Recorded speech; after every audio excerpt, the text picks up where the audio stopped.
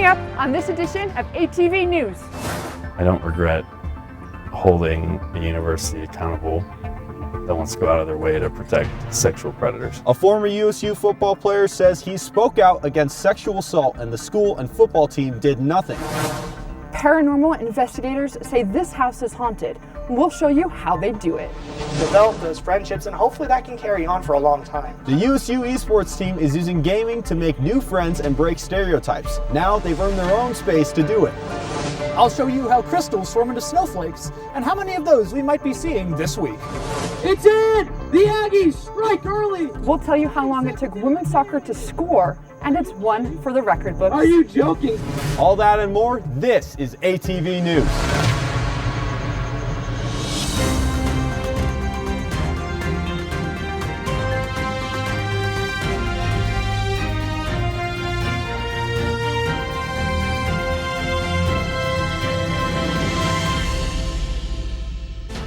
The same administrators that were in power during the Tory Green are the same people that are in power now. And you really think anything's changed since then? Hell no. It's the same. And it's not going to change with those people in power. A former Utah State University football player filed a lawsuit against the school this week. He says the football team and the school administration aren't preventing or addressing cases of sexual assault and misconduct happening on the team. Welcome to this edition of ATV News. I'm Kayla Peterson. And I'm Kanoa Johnson. Former USU outside linebacker Patrick Maddox says coaches and teammates retaliated against him when he spoke out. As Sarah Murphy shows us, he says the school and the team swept things under the rug more than once. So you would say the culture of the football team is... It's got a lot to improve on, for sure. And the culture of the school? The school doesn't care. They made that very clear. They don't care. Former USU football player Patrick Maddox is sharing his story. People want to win games, and they'll do anything to win games and to keep it that way. But that stuff is what I want to address. That needs to stop. Patrick's friend, USU senior Katrie Flint, settled her lawsuit with the school. Yeah, I'll have a hard time with it for a long time. She said she was raped by a USU football player. I wish that it didn't impact the people in my life the way that it did. She says the school did nothing. But I'm just really, really thankful that I had his support, that he was someone that I could count on as like a confidant during that time. She showed me everything that had happened, and for it to be swept under the rug and not taken seriously once again, it was just disgusting. And as a player, as a man, I couldn't let that slide. In December 2021, Patrick released recordings from USU football meetings where head coach Blake Anderson and at the time USU chief of police were heard making controversial comments about sexual assault. After releasing the recordings, Patrick said everything changed. The lawsuit says teammates threatened to come to Patrick's home and assault him if he didn't apologize to head football coach Blake Anderson, and that Anderson told other players to handle Patrick however they saw fit.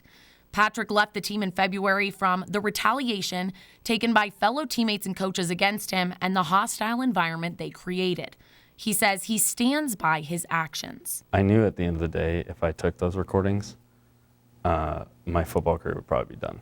Like, I knew that going into it. I have no regrets about what I did. When asked about the lawsuit, school officials said Utah State University is limited in what we can say.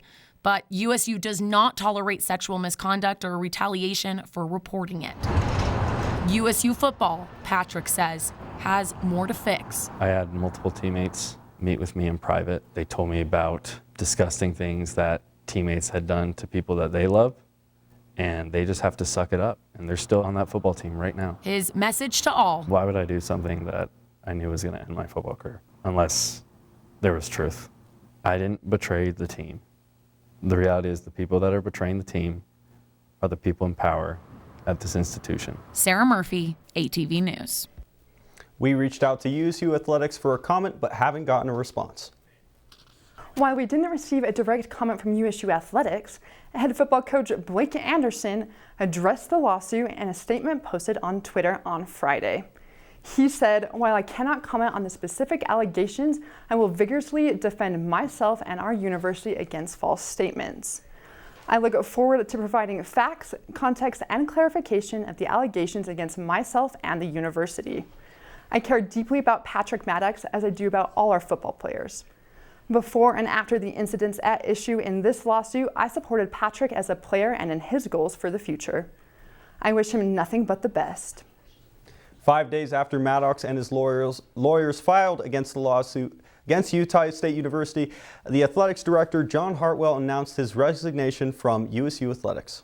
Hartwell said, "After 25 years in the business, my wife and I agreed that our family, including Heather's parents in Arkansas, need to be our #1 priority." USU President Noel Cockett released a statement saying, "We have made great progress at USU building a positive and supportive culture throughout the university, including within USU Athletics. We will continue to stay focused on that goal." USU Athletics named Deputy Athletics Director Jerry Bovee as interim athletics director earlier today. A woman who uses a wheelchair is dead after being struck by a cement truck while crossing Logan Main Street. 65-year-old Tina Marie Jackman was crossing Main Street in a motorized Jazzy wheelchair on 200 North when she was hit by a cement truck turning south. Police say they conducted an investigation at the scene. I think this was more just a case of the driver of the cement truck simply did not see her. He's in a very high-profile vehicle. She's in a very low-profile motorized vehicle. And it was just an unfortunate set of coincidences that took place. Jackman was the 44th person killed in an auto pedestrian crash in Utah this year. Elections in Utah are underway. The big items on the ballot are candidates for the Senate and Proposition 1. An Emerson College poll says Mike Lee is leading challenger Evan McMullen by 10 points. The Senate is split evenly between the parties, with independents aligned with Democrats.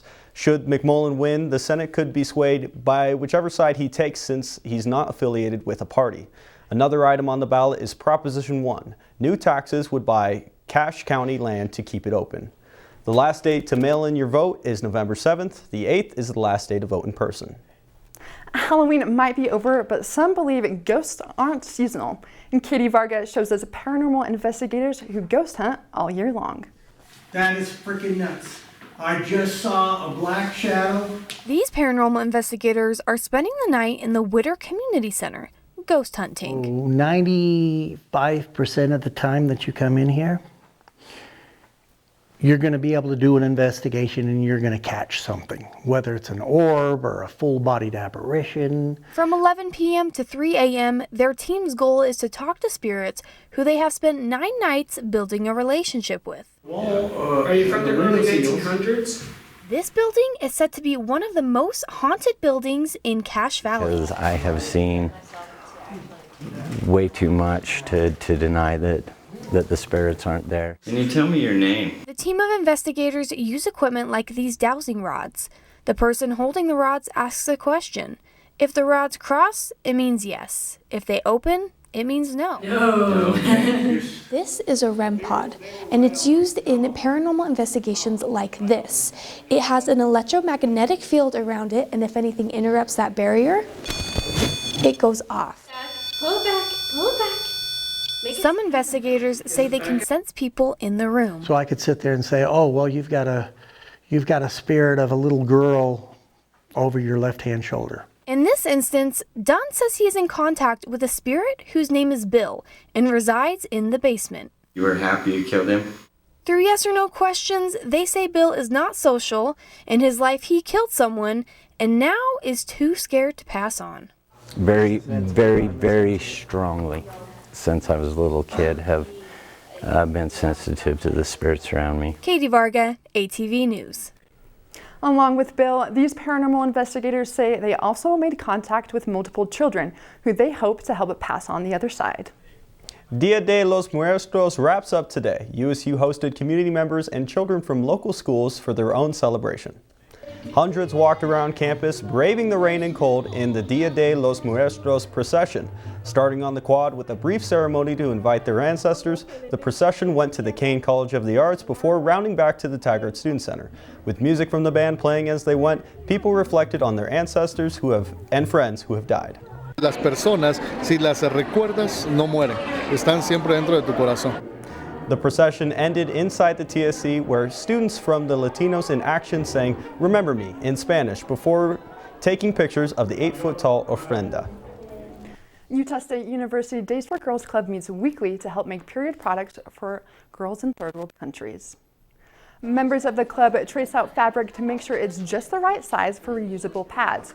These pads are created so girls can continue to go to school. We were able to provide these girls with this, and it never had crossed my mind that this was a problem for other people because it wasn't for me.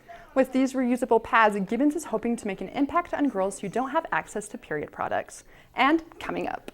But for the vast majority of the people, I don't think it applies.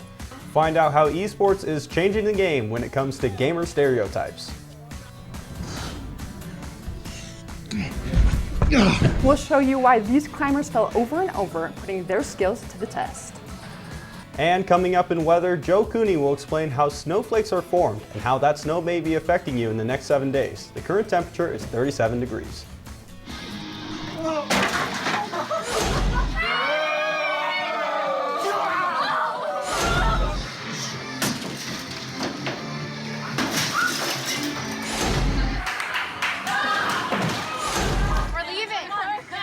Most party fouls are pretty dumb. But if you decide to drink and drive underage, you could lose your license and your freedom. Underage drinking and driving. The ultimate party foul. I'm Joe Cooney, and this is ATV Weather. On our national radar today, we're seeing two main systems of rain in the country. One in the eastern Midwest and the other over California and Utah. Now let's zoom in to Utah with our state radar to see that more clearly. As you can see, our main system of rain is around the Provo to Salt Lake to Ogden area, with some up in Logan. Now, the mountainous terrain in Utah can sometimes cause that rain to turn into snow. Let me show you how that happens using some beautiful graphics by Dr. Ken Libricht. Now, snowflakes we usually think of as these big hexagonal poofy things. But the more accurate term for those is snow crystals, which come in a variety of shapes and sizes. In Utah, the main type we're seeing this week, because of our relatively high temperatures and low humidities, is plate crystals, which have a nice hexagonal shape with flat edges and sharp corners. Now, on each of those edges resides a thin film of supercooled water, which is colder than the freezing point, but not ice yet. When those snow crystals bump into each other in clouds, that water acts like glue, causing our snowflakes to stick together and stay stuck together to form those big poofy snowflakes that make up the greatest snow on Earth. In our 7-day forecast, we're going to be seeing a lot of that snow this week, with percentage chances around the 20 to 60% range, and temperatures in the high 30s to low 40s, and lows in the 20s and maybe even the teens. Now that you're caught up on weather, I'll go back to you at the desk. Thanks, Joe. USU Esports team was given a new headquarters to practice their gaming skills, but is gaming a healthy outlet for college students?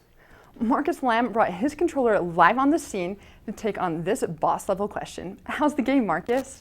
It's going good, Kayla. I'm just sitting here brushing up on my gamer skills with the Nintendo Switch. I think I'm giving off some don't bother me vibes with the onlookers passing by, but hey, it's a gaming stereotype, right?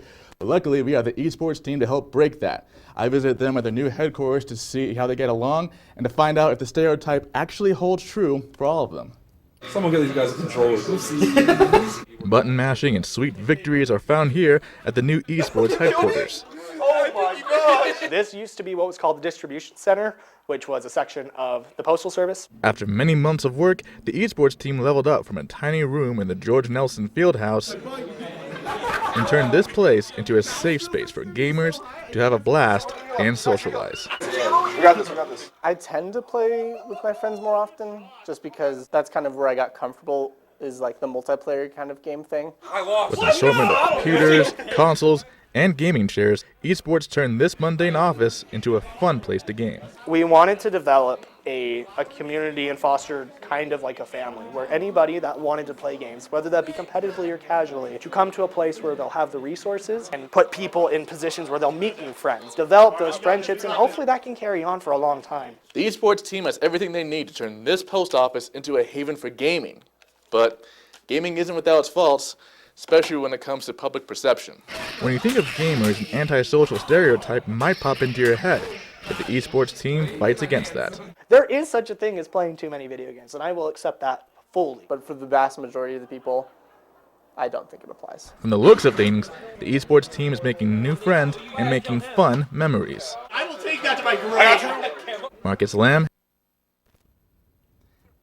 The esports team says they're always looking for new members. If you want to join, you can go ahead and visit them at their new headquarters or join them on the Discord server to get all the new updates. And now if you'll excuse me, got a game to win. Reporting live from the Ag Science Computer Lab, I'm Marcus Lamb. Back to you at the desk, Kayla. Thanks, Marcus. What do climbers and costumes have in common? I checked out the Ark's climbing wall to find out. Falls like these are common for climbers. These adrenaline junkies got the chance to put their skills on the line for the Ark's bouldering competition. They are pretty brutal on your fingers, so it's good to kind of pace them out, you know. But I love them. They're fun because they also reset the wall, so I get new routes to work on. This semester's competition was on Halloween, so some competitors wore costumes, though the monkey suit didn't make a reel any stronger. Ark employees spent the weekend setting up a fresh wall for the comp, so it was all hands on deck to get it done in time. They have us try to set one route per hour because it's expensive for the school to pay all of us to set for hours all weekend. And you don't have to pay to be in the comp. So it's kind of like something that the Ark is doing for the students. This competition initially had a $10 sign-up fee, but Miller says that didn't last for long. No one wanted to pay $10 because everyone's in college and has no money. They didn't want to pay $10 just to lose. The Ark only gets the opportunity to host the climbing competition once a semester. Because of the time and money it takes to change the wall, that won't be changing anytime soon. Climbers of all skill were huffing and puffing at this comp. For climbers like Auril, there's more than just competition on the line. I mean, I really like competing and everything and trying to push myself. But I do love it when there's just a new set, because then I have new projects. I'm glad that there's new stuff. Miller says there'll be another climbing comp next semester. She says to look around Valentine's Day for that. And coming up, as fall comes to an end, so are fall sports. Coming up, JC Caldwell will show us what teams are hanging on and what teams have already hung up their cleats in sports. The showtime, it's we're finally here, and it's high energy, it's fast paced, and everyone looks amazing. We'll show you what skills teachers want their students to learn while walking the runway.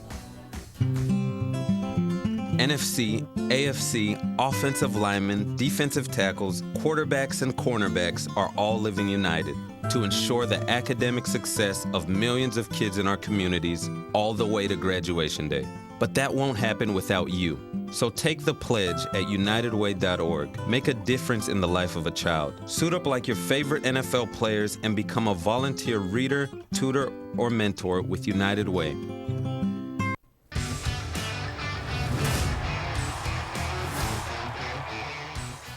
Nelson able to win it there, but it's stolen away by Forker. Cutting into the box, Murdoch fires. It's in! The Aggies strike early. 20 seconds into the game.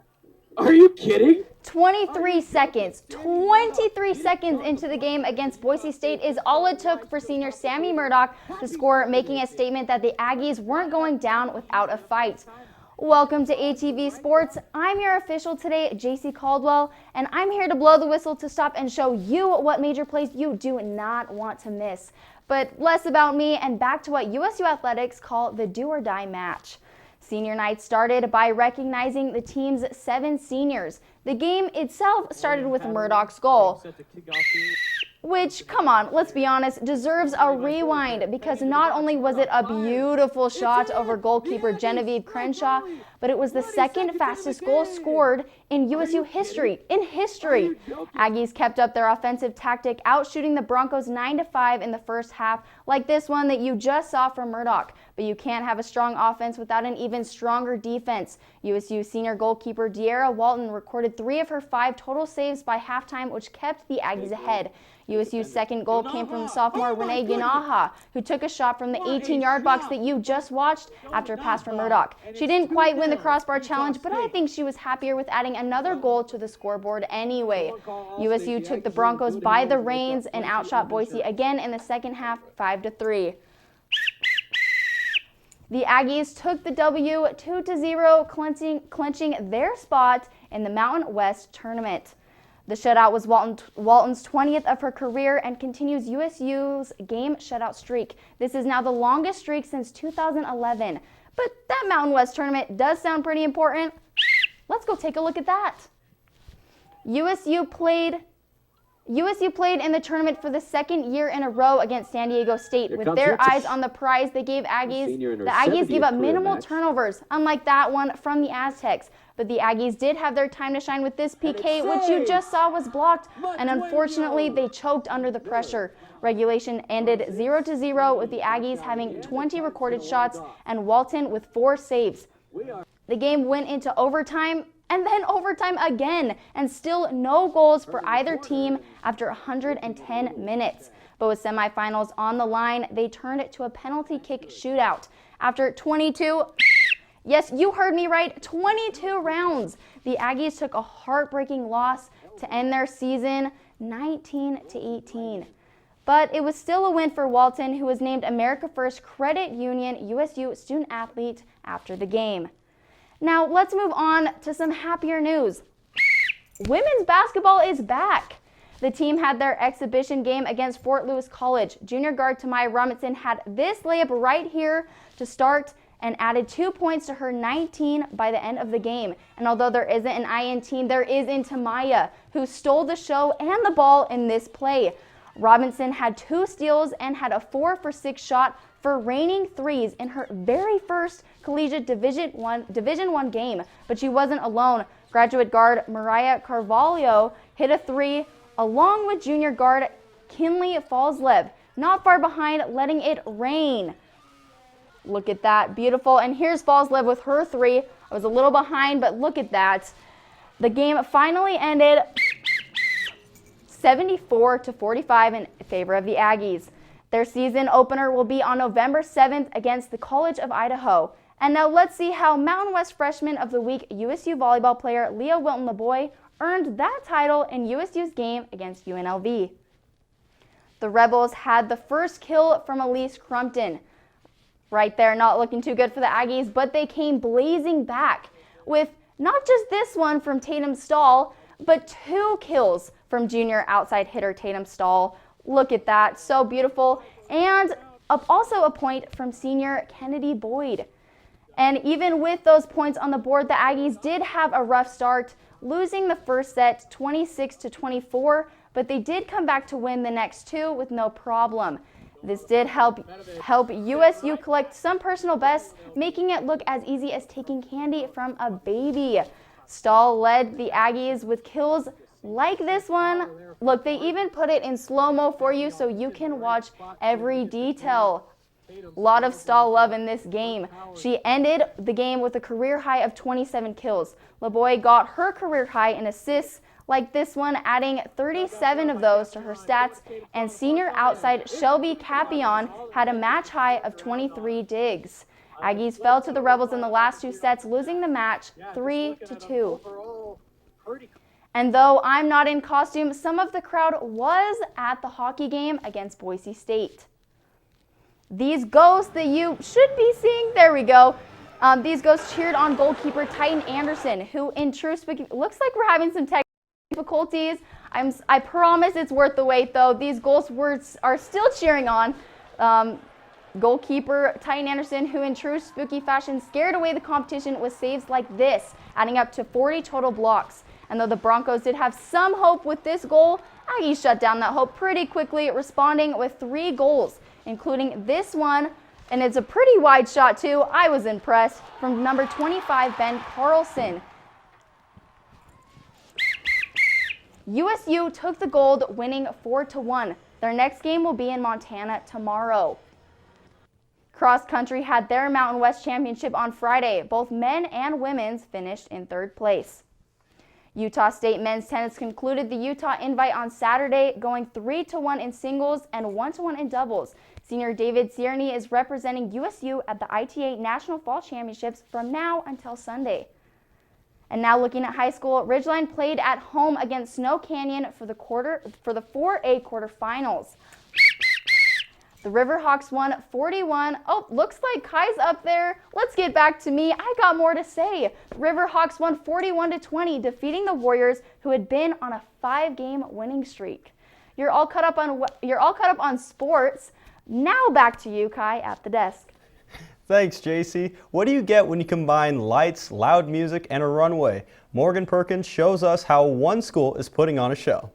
Bridgerland Applied Technical College brought Wonderland to life at their semi-annual fashion show. It is our biggest production we've had so far. We've been preparing for this for the past couple months, and we just love to see how it all comes together. Over 25 high school and adult students participated in the 2-night fashion show. Their teachers say they spent hours preparing. The showtime, it's like, we're finally here, and it's high energy, it's fast paced, and everyone looks amazing. The students running the fashion show are a part of the Fashion Merchandising and Development Program. It's basically a chance for our students to put on a live, full-scale production. 4 students designed and sewed their own outfits, and the other students ran the production by advertising, promoting, choreographing, and styling the show. Bridgerland has a ton to offer, so it's fun to get the community out to see what's going on down here. The students have the opportunity to work with various businesses in the community. The teachers say this is part of the promotional event planning course. Over 12 different businesses helped the fashion show run smoothly with outfits for the students to model. Feeling the excitement and the adrenaline in the backstage and helping models get ready. I love fashion shows for the energy, the music, it gets your chest pumping. It was a cool experience. I'll definitely come again. Like bringing one of my guy friends, he was hilarious to take to it, so definitely bringing him again. So Morgan Perkins, ATV News. The money made from this event goes back into the program to keep it running. And in other news, even though Halloween was just a few days ago, volunteers put in hours to plan and prepare Utah State University for the How. Noah Giles caught up with some of the volunteers to find out what they did to transform the TSC.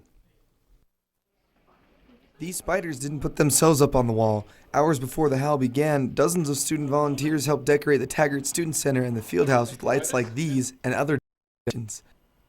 Volunteers say setting up was so quick because of how many people they had to help out. An awesome group of people, just such an amazing opportunity to see all of these Utah State members come together for this whole Aggie family. SLC? Yeah. All right. It hasn't been easy to get people to the Howl in recent years. Due to COVID-19 restrictions, this is the first time since 2020 that the Howl was open to the public. Ulrich says there are about 6,000 people at the Howl this year, with 4,200 of those being students. Last year, there were only 4,900, but they were all students. The Howl ended at 1 in the morning, but the volunteers were here till about 4, taking down the dance floor and all the decorations. But as you can see here behind me, the university is already starting to set up for its next event.